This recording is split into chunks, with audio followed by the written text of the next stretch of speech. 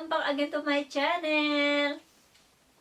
This time mga palangga, let's talk about pancit. Ayan. In Filipino cuisine, pancit are noodles. Ayan. Alam naman natin yung mga palangga, di ba? So, noodles were introduced into the Philippines early on by the Chinese settlers in the archipelago. And over the centuries have been fully adapted into a local cuisine, of which there are now numerous variants and types. Ayan. You know what mga palangga, based on my research, there are 38 kinds of pancit dishes only here in the Philippines.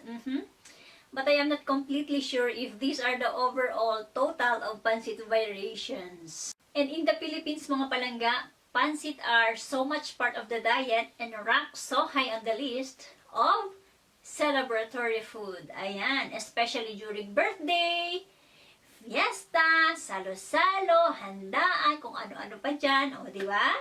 So, mga palangga, tara na't ipagluluto ko na kayo ng pampahaba ng buhay kuno. Ayan.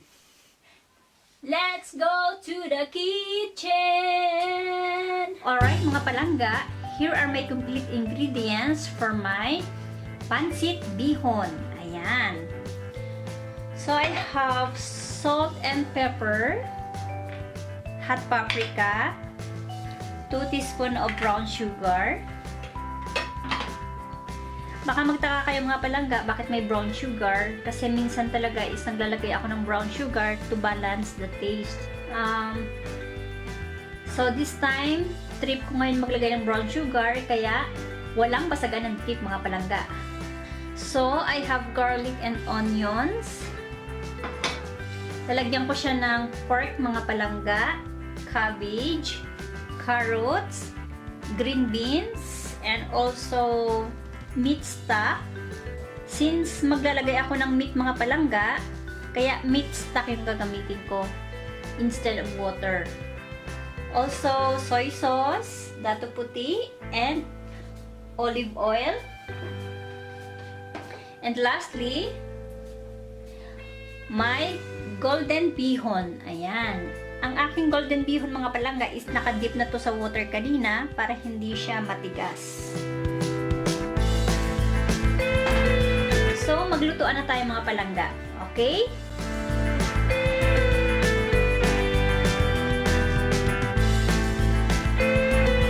So, mga palangga, let's start by sauteing our ingredients.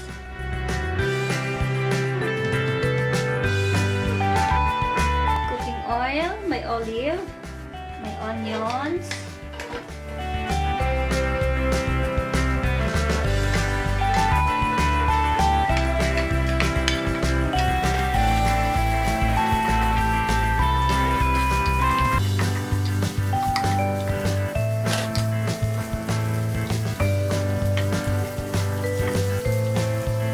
garlic,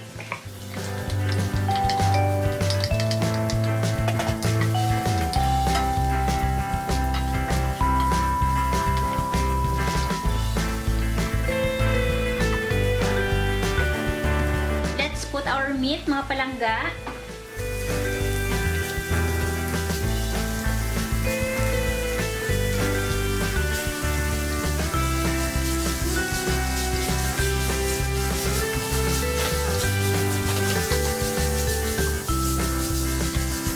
Then let's put some salt and pepper.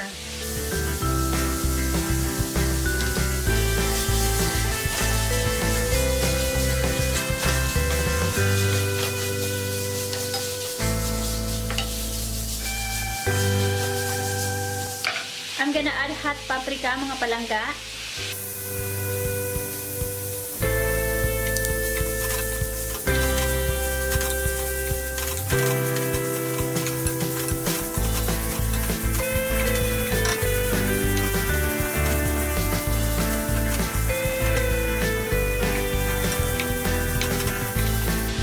And then mga palangga, I'm gonna put my meat stock.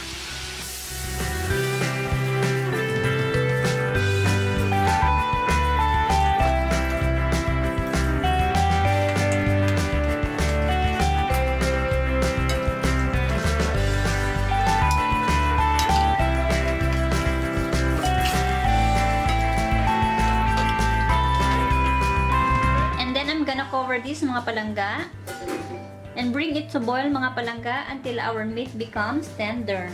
Okay, let's check mga palangga.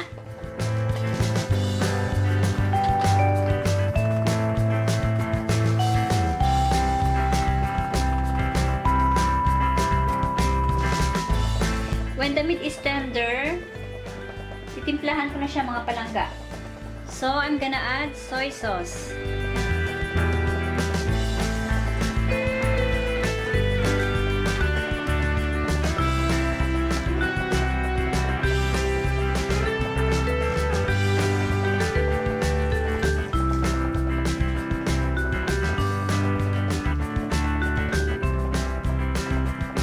Pepper again mga palangga para medyo spicy yung ating bihon. Kasi favorite ko ang pepper. And also sugar here.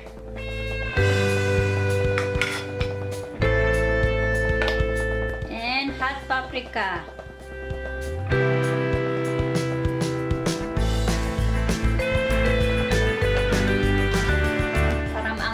Ating bihon.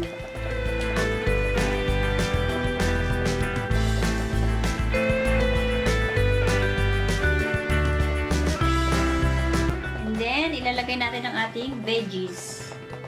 Let's put our veggies from carrots.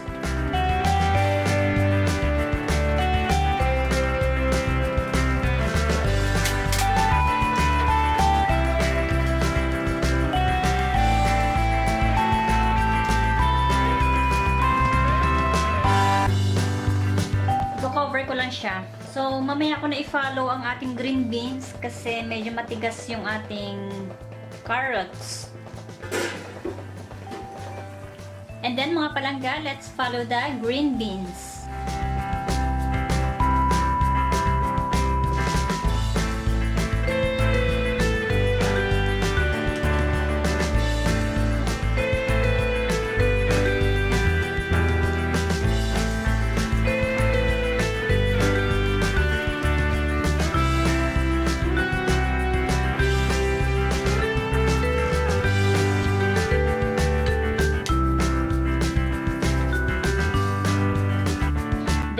Simmer this for 2 minutes.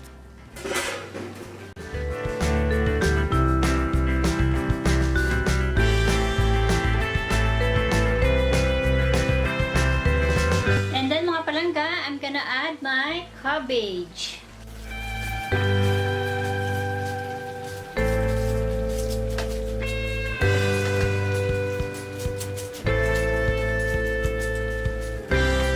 Lastly, mga palangga, I'm gonna add my pancit bihon.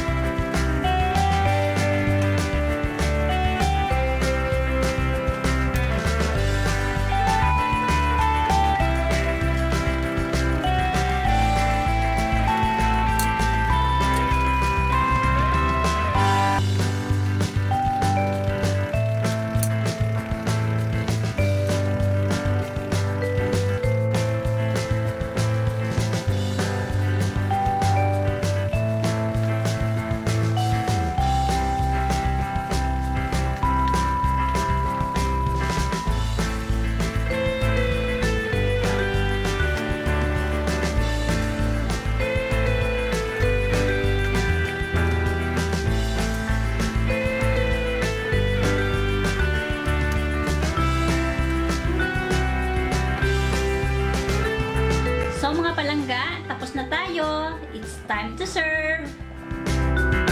There you have it mga palangga, may pancit bihon. Kaunta!